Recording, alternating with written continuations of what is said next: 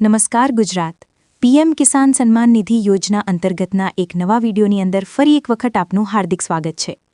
મિત્રો પીએમ કિસાન સન્માન નિધિ યોજના અંતર્ગત 22મો હપ્તો છે જાહેર થઈ ચૂક્યો છે કે નહીં કારણ કે ઘણા બધા તમને એવા સમાચાર મળ્યા હશે કે હોળી ધૂળેટી ઉપર છે એ 2000નો હપ્તો ખેડૂતોના ખાતામાં જમા થવાનો હતો પરંતુ તેમ છતાં હજુ સુધી ખેડૂતોના ખાતામાં આ પૈસા જમા નથી થયા તો હવે આ 2000 રૂપિયાનો હપ્તો ક્યારે જમા થવાનો છે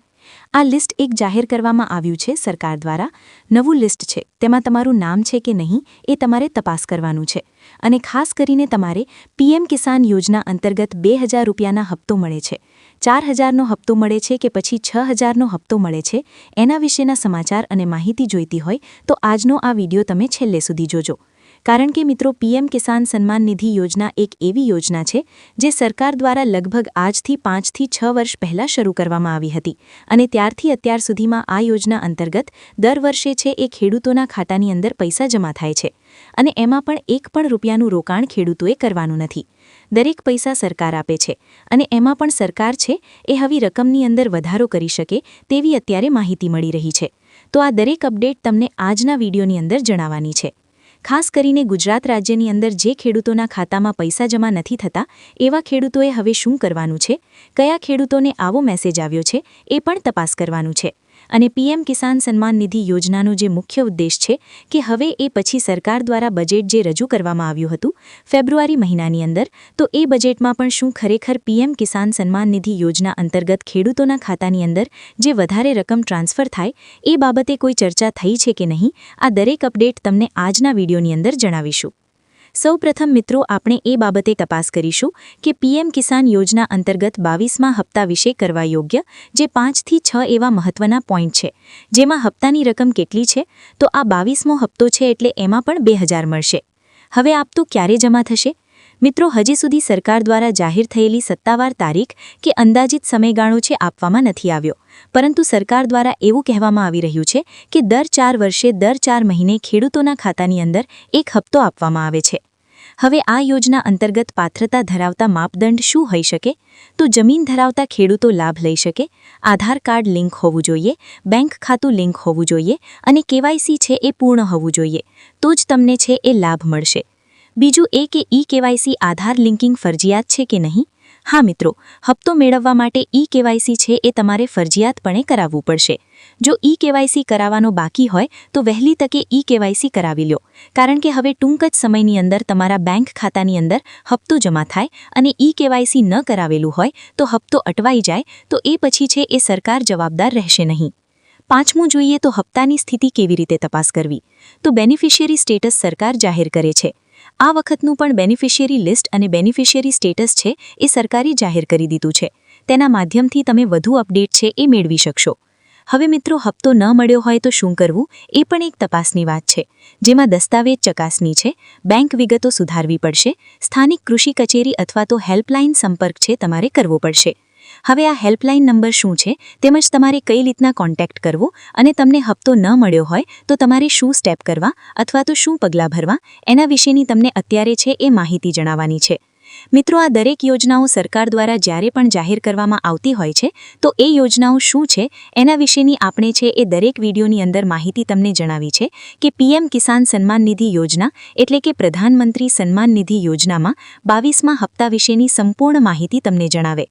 યોજના શું છે તો પહેલા તમને ખ્યાલ હશે કે આ યોજના હેઠળ ભારત સરકાર ખેડૂતોને દર વર્ષે 6000ની આર્થિક સહાય મોકલે છે જેમાં 2000ના કુલ 3 હપ્તા દર વર્ષે આપવામાં આવે છે સીધા જ ખેડૂતોને આ હપ્તો છે ડાયરેક્ટ બેંકમાં જ મળે છે બીજું એ કે 22મા હપ્તા વિશે તમને થોડીક વધારે માહિતી જણાવીએ તો 22મો હપ્તો વર્ષ 2026 દરમિયાન જાહેર થવાની શક્યતા છે હવે મિત્રો આ વર્ષનો હજુ એક પણ હપ્તો છે એ સરકારે જાહેર નથી કર્યો એટલે કે દર વર્ષે જે 3 હપ્તા જાહેર થાય છે તો એમાંનો આ 22મો હપ્તો છે એ વર્ષ 2026નો પ્રથમ હપ્તો હશે ત્યાર પછી 23મો અને 24મો હપ્તો આ વર્ષની અંદર મળવાનો છે પરંતુ હજુ સુધી 22મો હપ્તો નથી મળ્યો તો હવે માર્ચ મહિનો તો શરૂ થઈ ગયો છે તો માર્ચ મહિનાના એન્ડિંગમાં હપ્તો મળશે કે પછી એપ્રિલ મહિનામાં હપ્તો મળશે તો એ પછીના જે 2 હપ્તા છે એ કઈ તારીખે મળી શકે તો એ વિશે હજુ સુધી સરકારે ઓફિશિયલી તારીખ કે માહિતી જાહેર નથી કરી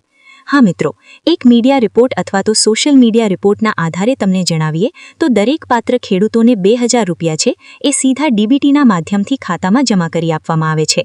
હપ્તો મેળવવા માટે તમારે ઈ-કેવાયસી છે એ ફરજિયાત કરવું પડશે. આધાર કાર્ડ અને બેંક ખાતું લિંક કરવું પડશે. દસ્તાવેજમાં ભૂલ હશે એટલે કે ડોક્યુમેન્ટમાં કોઈ પણ પ્રકારની ભૂલ જણાશે તો તમારો હપ્તો છે એ અટકાઈ જશે એટલે કે અટવાઈ જશે તો તમને હપ્તો છે એ મળવાપાત્ર નહીં રહે. હવે મિત્રો, આ કોણ પાત્ર છે આ હપ્તો મેળવવા માટે? એટલે કે 22મો હપ્તો છે સરકાર જાહેર કરશે તો એ હપ્તો મેળવવા માટે કોણ કોણ પાત્ર છે? તો તેમાં સૌપ્રથમ જમીન ધરાવતા ખેડૂત પરિવારો છે એ 22મો હપ્તો મેળવવા માટે પાત્રતા ધરાવે છે. બીજું કે આધાર કાર્ડ ધરાવતા અને બેંક ખાતું જોડાણ કરેલું હોય, લિંક કરેલું હોય એવા ખેડૂત મિત્રો છે એ આ હપ્તો મેળવવા પાત્ર છે. ત્રીજું, ઈ-કેવાયસી પૂર્ણ કરેલું છે. ઈ-કેવાયસી કમ્પલસરી કરાવેલું છે. ફેસ ઓથેન્ટિકેશનથી માંડી અને તમે ઈ-કેવાયસીના માધ્યમથી તમે પીએમ કિસાન યોજના સાથે જોડાયેલા છો તો તમને હપ્તો મળવાપાત્ર રહેશે. કયા લોકોને છે એ સામાન્ય રીતે હપ્તો નહીં મળે? ઘણી વખત મિત્રો, ખોટી રીતે જો તમે સરકારી યોજનાનો લાભ લેતા હો તો સરકારે લાંબા સમય પછી તમને છે એ યોજનામાંથી બહાર કાઢી નાખતા હોય છે. તો આ વખતે પણ પીએમ કિસાન સન્માન નિધિ યોજનાનો 22મો હપ્તો છે એ કયા ખેડૂતોને નહીં મળે? તો એમાં આવકવેરો ભરતા લોકો છે એમને હપ્તો નહીં મળે. સરકારી નોકરિયાતને લોકોને હપ્તો નહીં મળે. સંવિધાનિક પદ એટલે કે સરકારી યોજના, સરકારી સહાયતા મેળવતા હોય તેમ છતાં સરકારી નોકરી કરતા હોય તો એવા જે લોકો છે એમને હપ્તો નહીં મળે. મોટા વ્યવસાયિક ખેડૂતો હોય એટલે કે જેમની પાસે 20 વીઘા જમીન હોય, 50 વીઘા જમીન હોય કે 100 વીઘાના ખાતેદાર હોય એવા ખેડૂતોને હવે 2000 રૂપિયાનો હપ્તો નહીં મળે.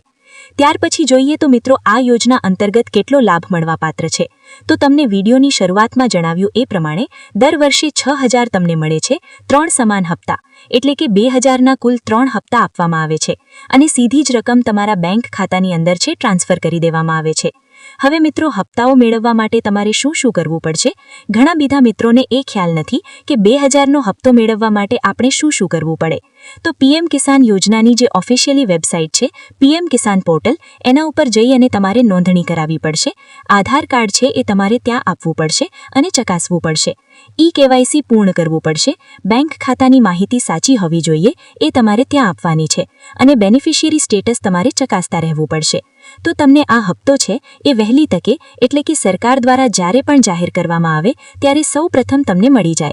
જો કોઈ જોઈએ તો હું તમને 22મા હપ્તાની સ્થિતિ વિશે વધારાની અપડેટ અને સ્ટેપ બાય સ્ટેપ માહિતી જણાવીશ. આવનારા વિડીયોની અંદર તમને છે એ દરેક માહિતી જણાવીશ. એના માટે તમારે નીચે કમેન્ટ બોક્સમાં જણાવવું પડશે કે હવે તમારે 22મા હપ્તા વિશે શું શું માહિતી જોઈતી છે. નીચે કમેન્ટ બોક્સમાં તમે જણાવી દેશો એટલે કે આવનારો વિડીયો તમને એ જ પ્રકારનું મળી જશે.